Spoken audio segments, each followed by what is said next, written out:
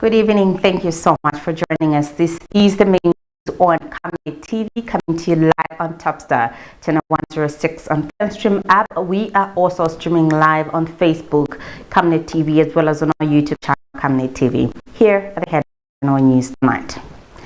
TASILA LUNGU given a 14 days ultimatum to report to Parliament after ECLs burial. Government releases 1.2 million kwacha to FRA in KABWE. Zambia records over 10,000 GBV cases in 3 months. In international news, IMF commends Senegal and Ghana for economic reforms and fiscal discipline. And in sports news, Leicester City record another pre-season win as DAKA gets more minutes.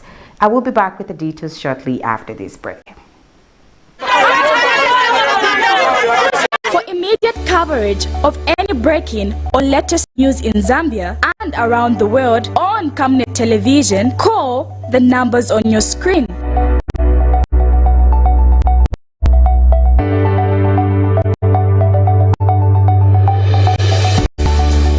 Camnet Television, bringing to your screens fair news, impartial news, credible and reliable news all the time. Get the whole truth on Camnet World News.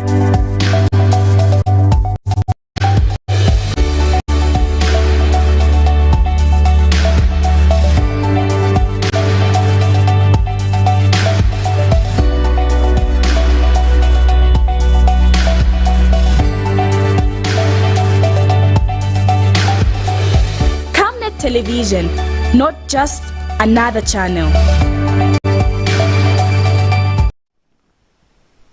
With the news in detail, my name is Sylvia Zulu.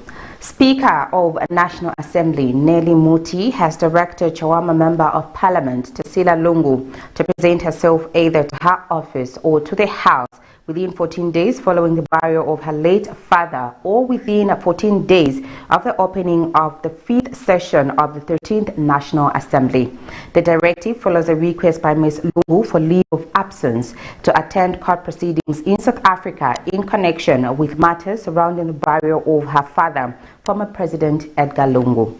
Delivering a ruling on a point of order raised by Zambezi East MP Brian Kambita, who questioned whether the House was to continue recognizing Ms. Lungu as MP amid indications that the Lungu family might not return to Zambia. Speaker Muti acknowledged the difficult circumstances facing the Lungu family. She emphasized the need to provide space for mourning while also upholding the constitutional responsibility of elected representatives to serve their constituencies. Speaker Muti further reviewed that negotiations between the government and the Lungu family are ongoing to resolve the matter amicably outside the courts, expressing optimism for a mutually acceptable outcome. In light of this state of affairs, the issue relating to whether Ms. Lungu, MP, should continue to be recognized as a Member of Parliament is a matter that will be addressed at a later date. While I recognize the sad state of affairs regarding the funeral of the late former President and the need for Ms. Lungu, MP, to mourn and put to rest her father, I am also alive to the need for the people of Chawama parliamentary constituency to be represented. In this regard, I direct in absentia Ms. Lungu, MP, to present herself to either my office, if the House will be on recess, or the House within 14 days after the burial of her late father, or within 14 days of the opening of the 5th session of the 13th National Assembly.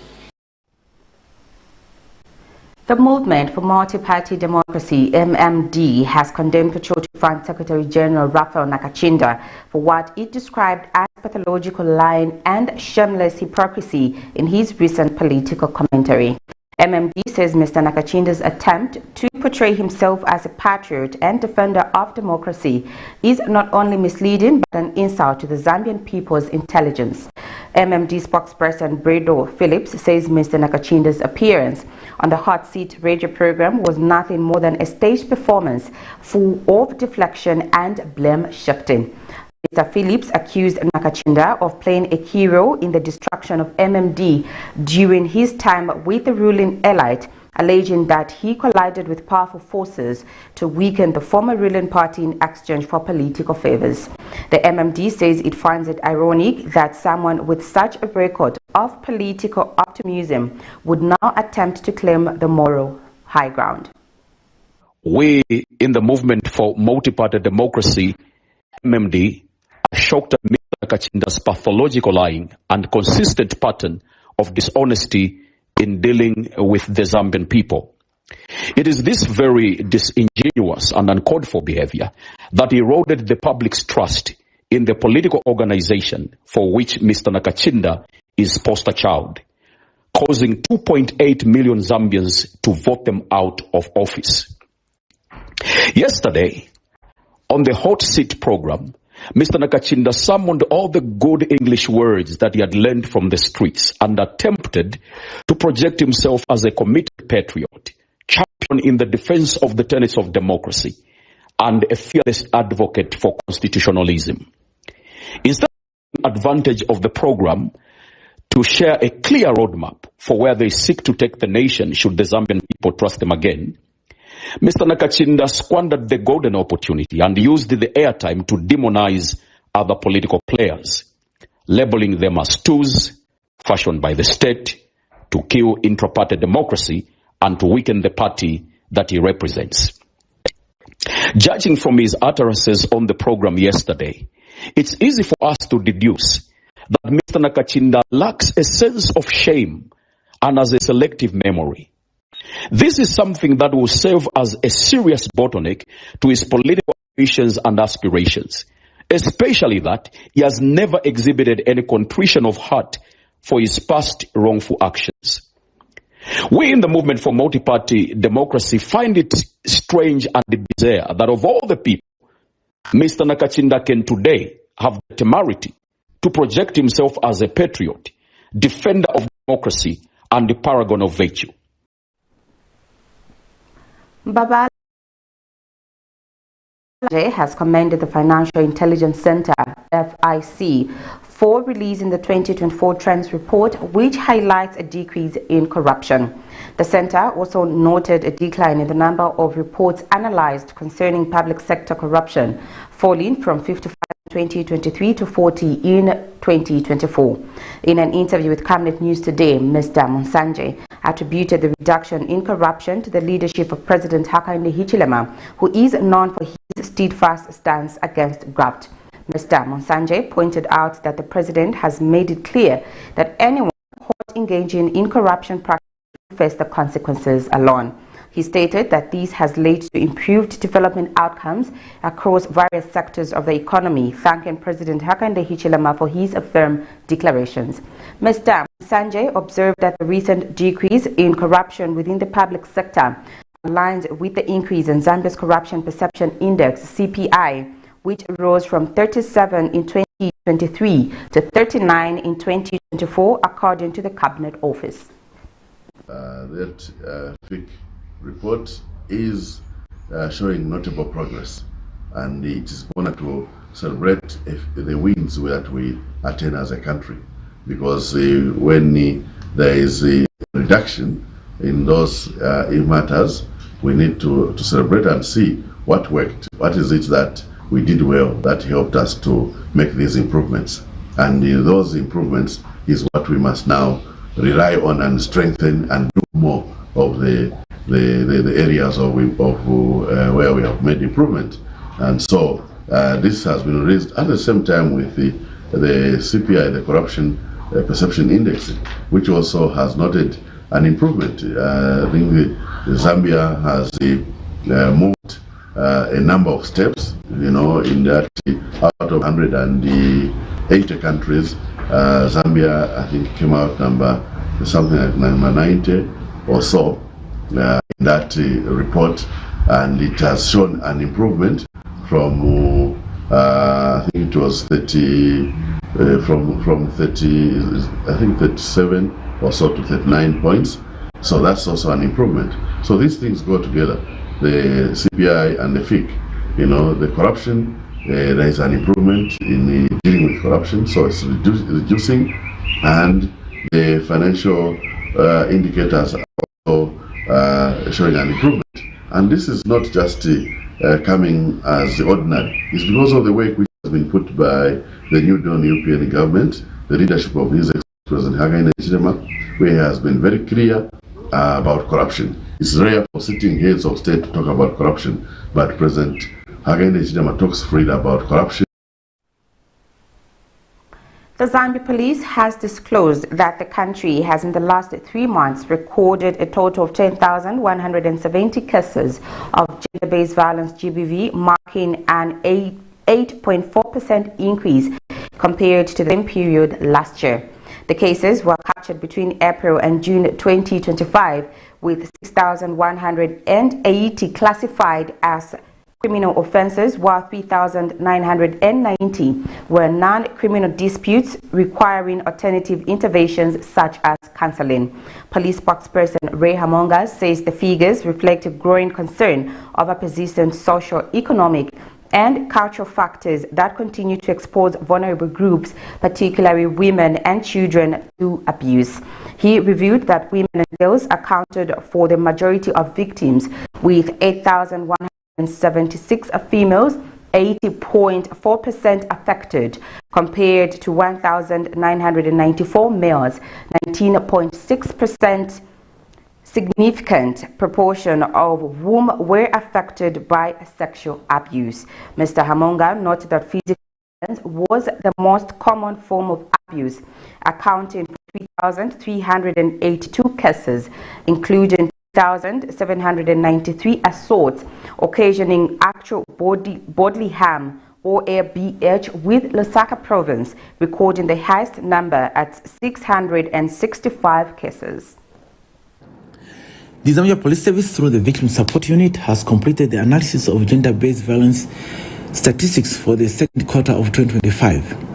The service wishes to inform the nation that a total of 10,170 cases of gender-based violence cases were recorded countrywide between April and June 2025, representing an increase of 852 cases compared to 9,318 cases recorded in the same period in 2024.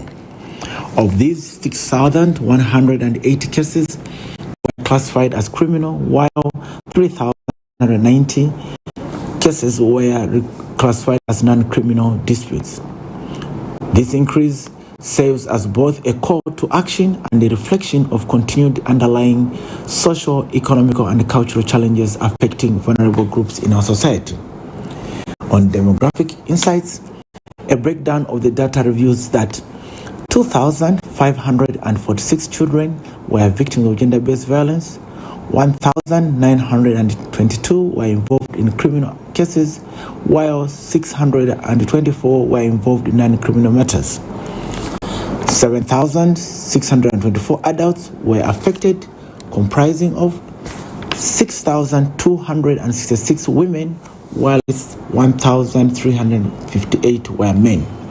In terms of gender, 8,176 victims were female, whilst 1,994 were male victims. It continues to affirm that women and girls remain disproportionately affected by gender-based violence in Zambia. Breakdown on forms of abuse: physical abuse were 3,382 cases. Government, through the Food Reserve Agency, FRA, has disbursed 1.2 million kwacha to farmers in KABWE District, Central Province, for the supply of maize during the 2025-2026 marketing season. KABWE District Commissioner Lennox Chimwamba confirmed the development and revealed that the total amount released, 980,000 kwacha, has already been paid out of the farmers who delivered their produce to FRA satellite depots across the district. Mr. Shumamba further stated that KABWE has a maize procurement target of 5,600 metric tons this season. As of yesterday, the FRA had purchased 2,800 metric tons of white maize from farmers in the area. He made these remarks during an inspection of various satellite depots where he assessed the progress of the maize purchasing exercise and took time to engage with farmers on the ground.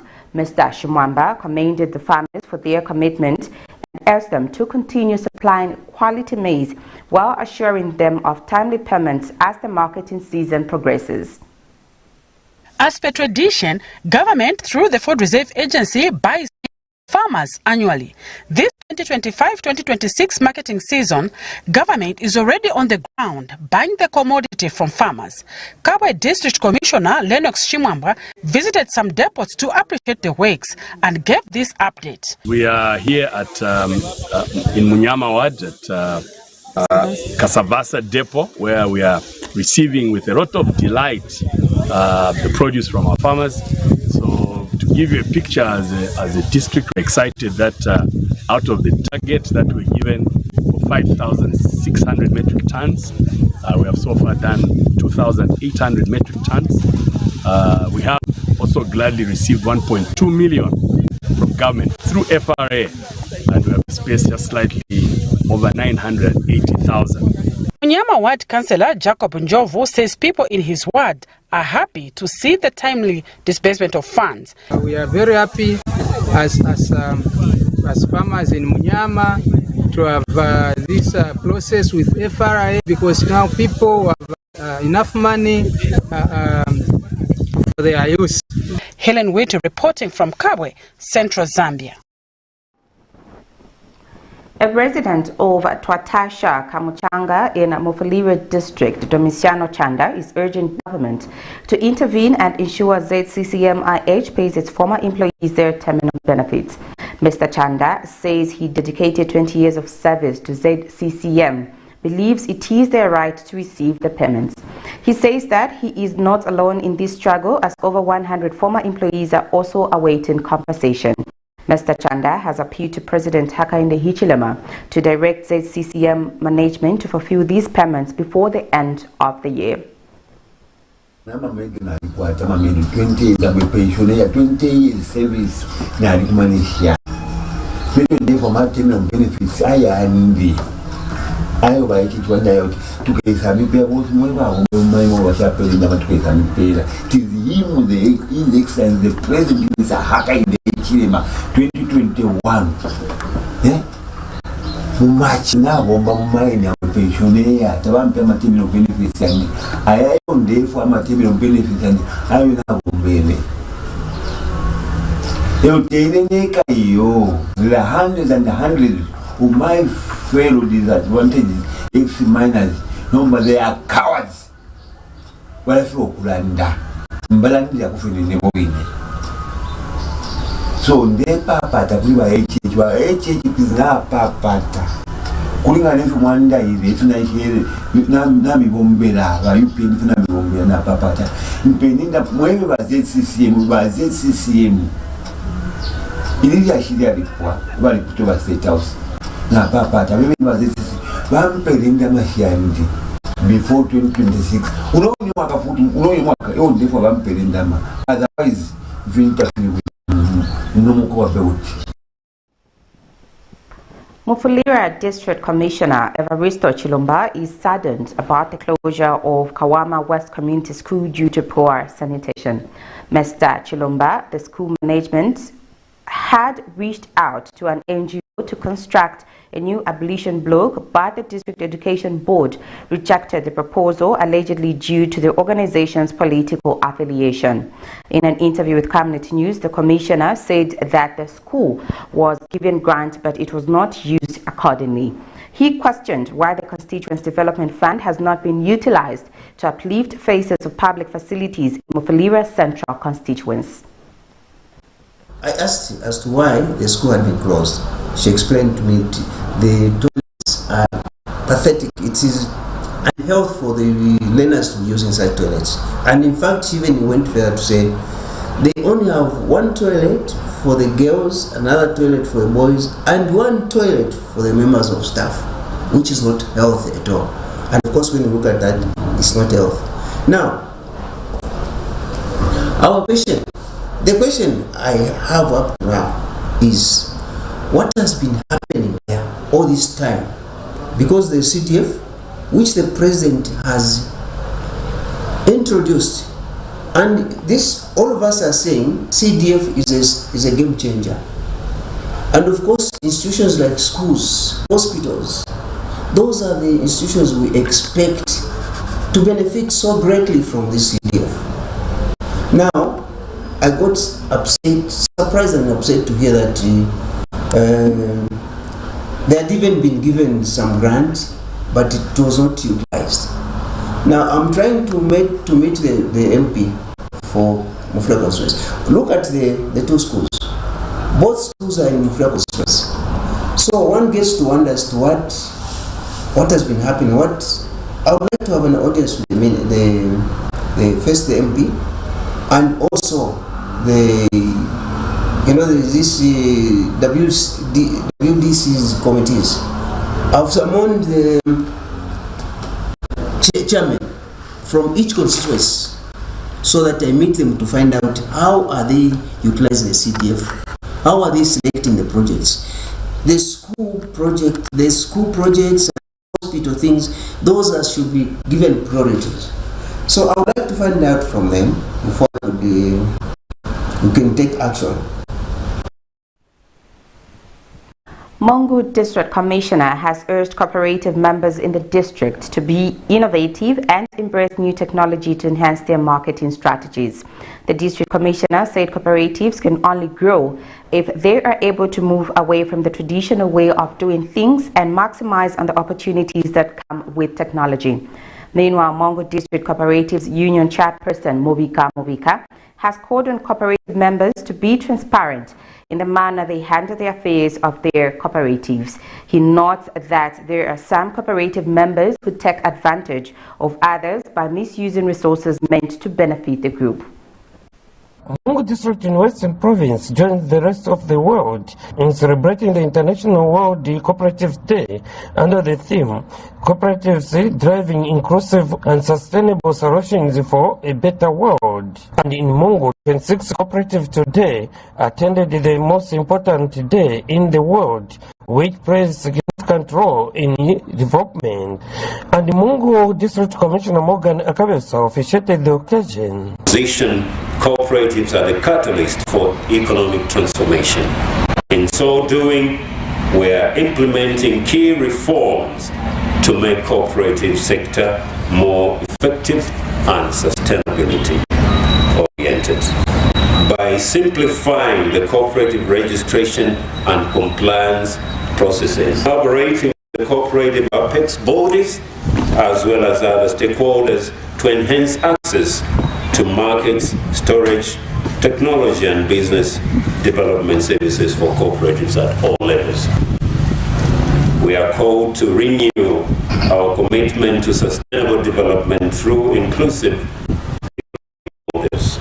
Speaking earlier, Mungu District Cooperative Union Chairperson Movika urged the government to strengthen legal and good framework for cooperatives. To our government partners, we thank you for the support you continue to offer through policies, grants, infrastructures, and cooperative registration services. We urge you to further strengthen the legal and policy framework for our own members. I urge you, all your cooperatives, fully demand transparency and accountability. Seek knowledge, elect competent leaders. Remember, the cooperative is only as strong as its members' commitment. Meanwhile, others who spoke are Litwais Kota, Mungu Teachers Credit Union Cooperative Chairperson, and the One Farming Club Chairperson, Matanda Muyanalo. We form this cooperative as individuals, we must be responsible, honest, and ready to own up our decisions. Because we like playing games of blaming others, even blaming the government, even blaming the people that give us the funds to do whatever to we want to do. My appeal to other community members is most of the cooperatives, when they're given money, they just share. But for us, we've continued working hard. Every time when we're given funds, we use it, we utilize it. Osiwa Kabira, Camnet News in Mungu District, Western Province.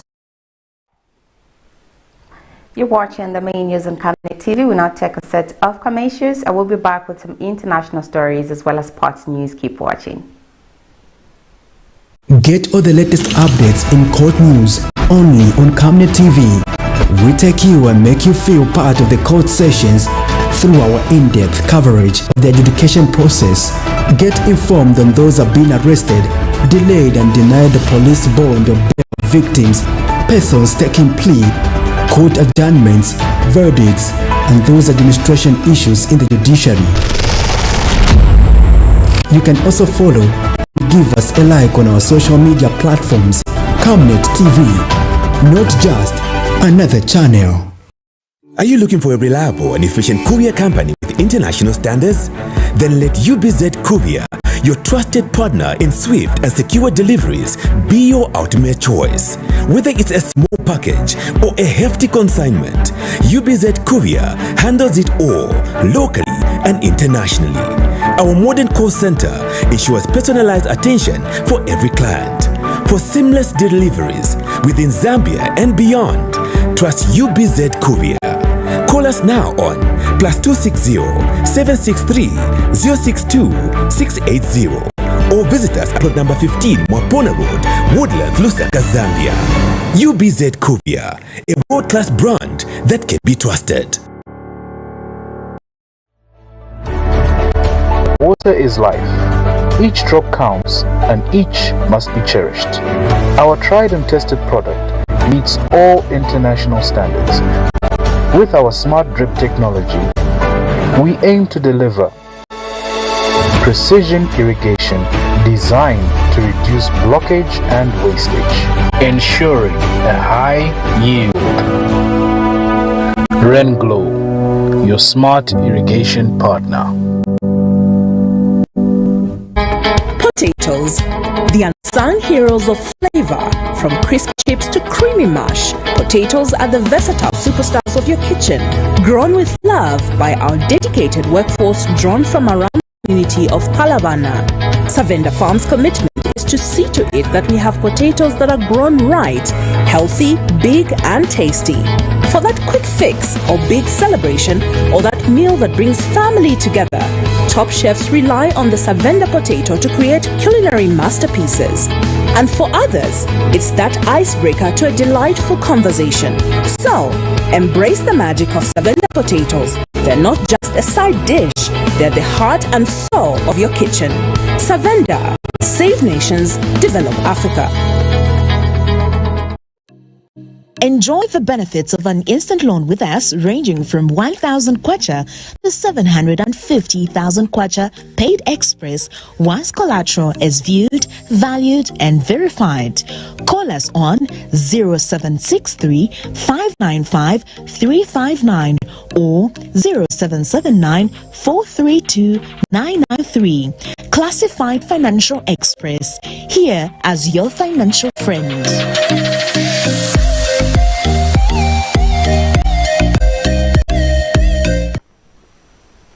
Thank you so much for still staying with us. And now for the rest of the news. In international news, the International Monetary Fund, IMF, has commended Senegal for initiating critical reforms aimed at strengthening its economy, while also working closely with the fund to clarify and amend its data position following the discovery of misreported figures. According to IMF spokesperson Julie Kozak, the praise echoed comments made by the fund's first deputy managing director Gita Gopinath.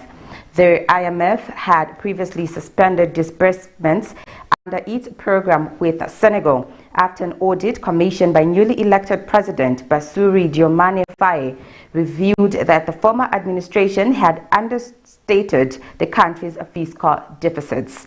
The audit found that Senegal's debt to ratio at the end of 2023 stood at approximately 100%, significantly higher than the previously reported 74%. Despite the setback, the IMF has acknowledged the new government's proactive engagement and commitment to restoring transparency and accountability in the country's public finances. Here is a roundup of international news. Encouraging words for Senegal. The International Monetary Fund has commented positively on Senegal's efforts to strengthen its economy. The country has been working with the IMF to amend its debt position after the current government uncovered that the previous administration had hidden $13 billion of debt. What I can also share is that an IMF staff team will visit Dakar. The mission is tentatively planned for later in August.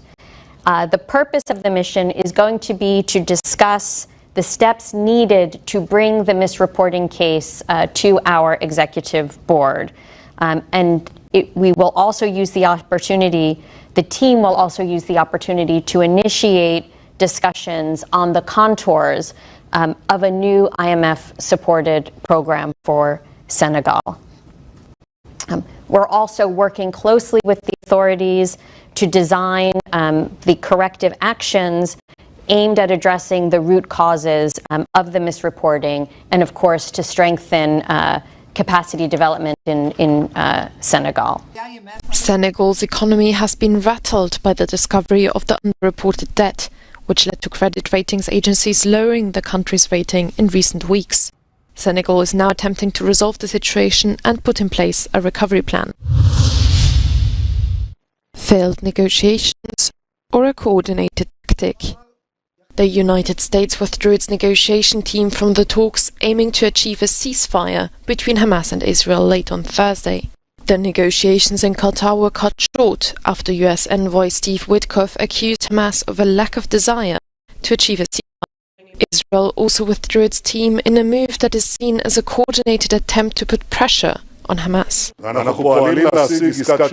We are working to get another deal to release our hostages, but if Hamas perceives our willingness to reach a deal as a weakness, as an opportunity to dictate lines of defeat that will endanger Israel, it is greatly mistaken.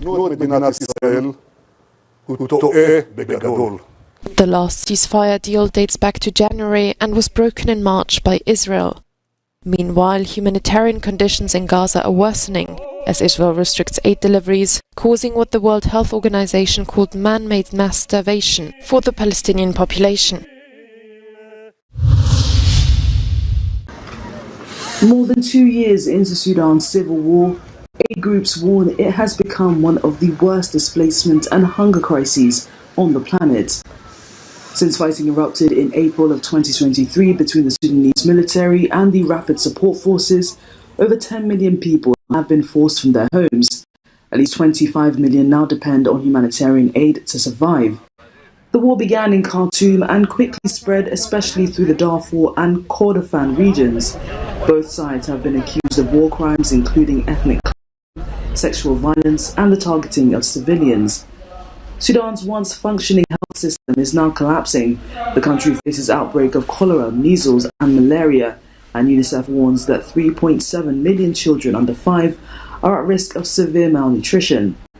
Infrastructure has crumbled. Dozens of water and power stations are destroyed. Farms lie abandoned.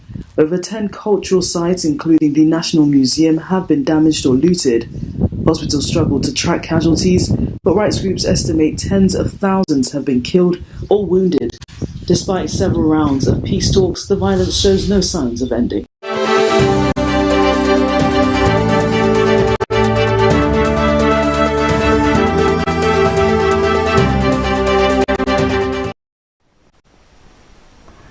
Polo striker Patson Daka scored 2 second-half goals to help Leicester City come from behind to defeat the Ukrainian side Kapta Lviv 2-1 in a pre-season friendly.